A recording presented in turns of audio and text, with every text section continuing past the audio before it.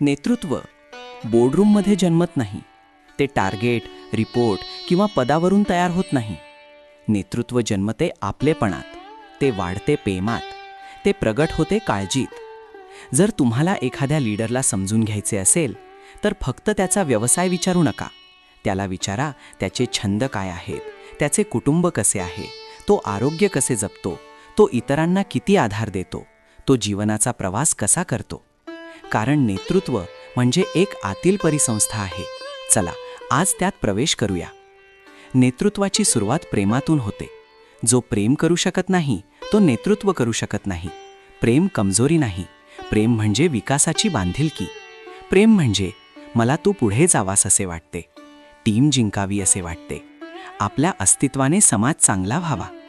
प्रेम नसलेला लीडर नियंत्रण करतो. प्रेमळ लीडर सक्षम बनवतो.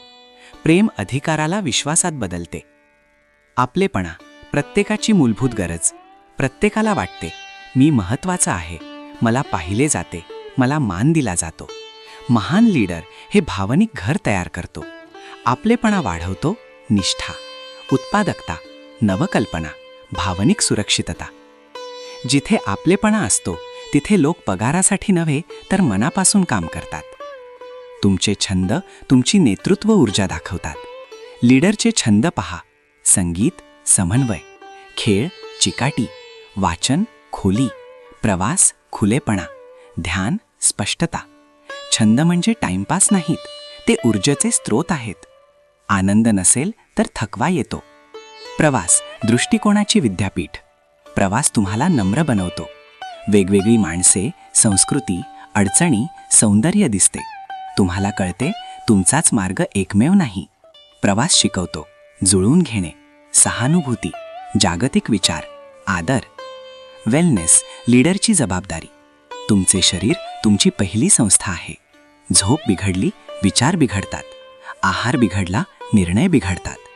वेलनेस म्हणजे शारीरिक आरोग्य, मानसिक स्थैर्य, भावनिक संतुलन, आध्यात्मिक आधार. रिकाम्या भांड्यातून देता येत नाही. आधार नेतृत्वाची खरी संपत्ती. प्रत्येक यशस्वी व्यक्तीमागे आधार असतो. कुटुंबाचा, मार्गदर्शकांचा, टीमचा. मजबूत लीडर एकटे नसतात, ते परस्परावलंबन समजतात.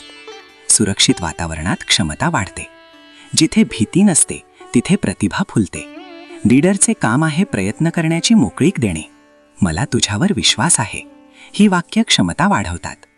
कुटुंब पहिली नेतृत्व शाळा. कुटुंब शिकवते संयम, संवाद, माफी, जबाबदारी, त्याग. जो नातेसंबंध जपतो तो टीम जपतो. नेतृत्व म्हणजे भावनांची रचना. तुम्ही काम हाताळत नाही, तुम्ही भावना घडवत आहात. लोक प्रेरित आहेत का दडपणात, विश्वासात की भीतीत? भावना परिणाम ठरवतात. आंतरिक संपत्तीचे मोजमाप. खरा लीडर मोजतो नात्यांची गुणवत्ता, मनःशांती, आरोग्य, उद्दिष्टांची स्पष्टता, इतरांसाठी योगदान. पैसा प्लस आपलेपणा नाही, एकटेपणा. शक्ती प्लस प्रेम नाही, दुरावा. आपलेपणातून मालकी भाव. जेव्हा लोक म्हणतात हे माझे आहे, ते त्याचे रक्षण करतात. आधी माणूस बना. CEO होण्यापूर्वी माणूस बना. ऐका, हसा, कौतुक करा. आत्मप्रेम गरजेचे आहे. जो स्वतःवर प्रेम करत नाही तो इतरांवर वर्चस्व शोधतो. कार्यस्थळ म्हणजे विस्तारित कुटुंब. नाटक नाही पण आदर. लोक वागणूक लक्षात ठेवतात. पूर्ण लीडरचे आकर्षण. छंद आनंद देतात, कुटुंब स्थिरता देते, प्रवास दृष्टी देतो, वेलनेस शक्ती देतो, प्रेम उद्दिष्ट देतो. लीडर आकर्षक बनतो. आपलेपणा नसलेले नेतृत्व यांत्रिक असते. नियम पालन आणतात, आपलेपणा समर्पण आणतो. कृतज्ञता लीडरला उंचावते. धन्यवाद म्हणा आई वडिलांना, टीमला, जीवनाला. जीवन साजरे करा. छोट्या विजयांचा उत्सव, मोठे यश. तुमची उपस्थिती हीच तुमची वारसा. लोक तुमची रणनीती नाही तर भावना लक्षात ठेवतात. तुमच्यातील लीडरला पुन्हा जागे करा. स्वतःला विचारा, मी आपलेपणा निर्माण करतो का? मी प्रेम पसरवतो का? मी संतुलित आहे का? जर हो, तुम्ही फक्त व्यवसाय नाही, मानवता घडवत आहात. नेतृत्व पद नाही, ते एक नाते आहे, तुम्ही आणि जग यांच्यात. जर हा संदेश तुमच्या मनाला भिडला असेल तर तो एखाद्या लीडरसोबत किंवा लीडर बनू इच्छिणाऱ्या व्यक्तीसोबत शेअर करा. भविष्यासाठी शक्तिशाली नव्हे, प्रेमळ आणि जागरूक लीडर हवेत. मित्रांनो, तुम्ही पाहत आहात reinvent yourself, unconceal the leader within.